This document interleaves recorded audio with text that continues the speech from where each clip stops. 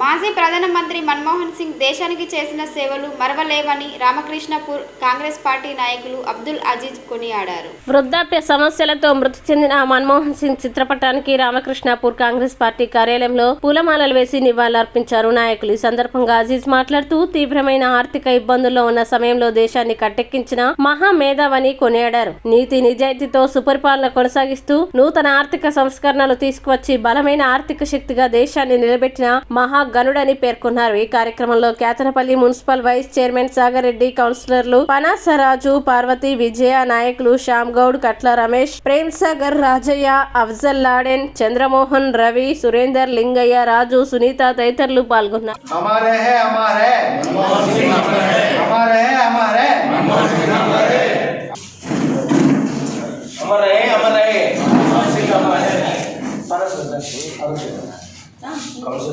जोहार जोहार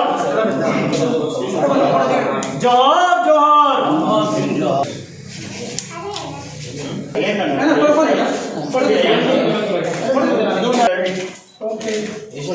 regional leader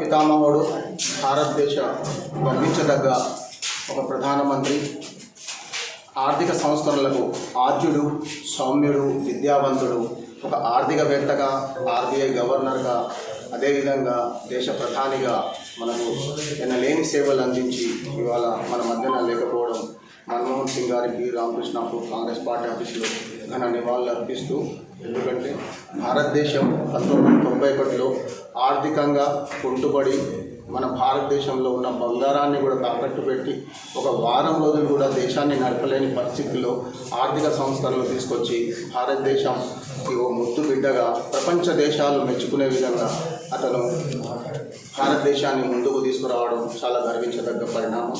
ఎందుకంటే మూర్ఖుల మనసు రంజింపజేయడం, మూర్ఖులతో వాదించను అని చెప్పి సౌమ్యంగా ఉంటూ మౌనమే దానికి సమాధానంగా పరిష్కరించి ఎన్నో సమస్యలని పరిష్కరించి పివి నరసింహారావు గారి ప్రధానమంత్రిగా ఉన్నప్పుడు, అదే తదనంతరం పివి నరసింహారావు తర్వాత దేశానికి 10 సంవత్సరాలు ప్రధానమంత్రిగా ఎన్నో సేవలు అందించి ఇవాళ 92 సంవత్సరాల వయసులో ఇవాళ మన మధ్యన లేకపోవడం మన మాజీ ప్రధానమంత్రి మన్మోహన్ సింగ్ గారికి ఘన నివాళులు అర్పిస్తున్నాం.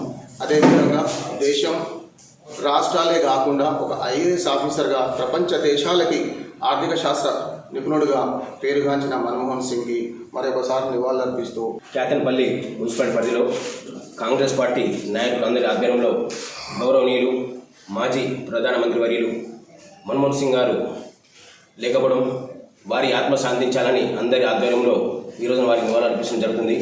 అతను చెప్పాలంటే మన దేశానికే కాదు ప్రపంచంలోనే ఒక రాజనీతిజ్ఞుడు, అంతేకాకుండా నిజాయితీకి, మానవత్వానికి మారిపోయారు.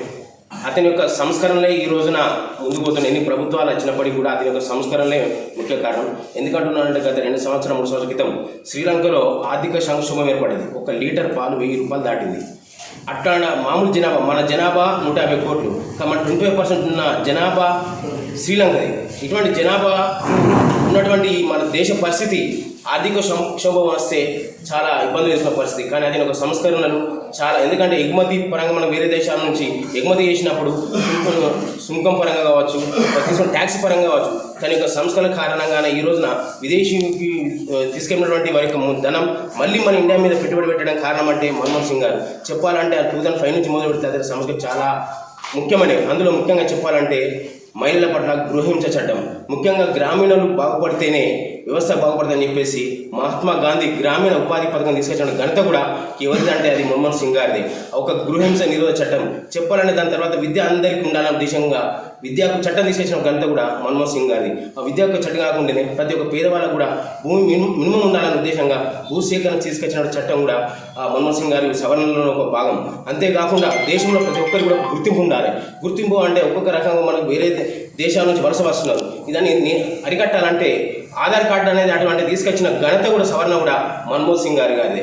ఇటువంటి సవరణ చేసినటువంటి గొప్ప వ్యక్తి ఈరోజు మనందరిలో లేకపోవడం చాలా బాధాకరం తెలియజేస్తూ వారి ఆత్మ ఎక్కడున్నారో సంతోషంగా ఉండాలని తెలియజేస్తూ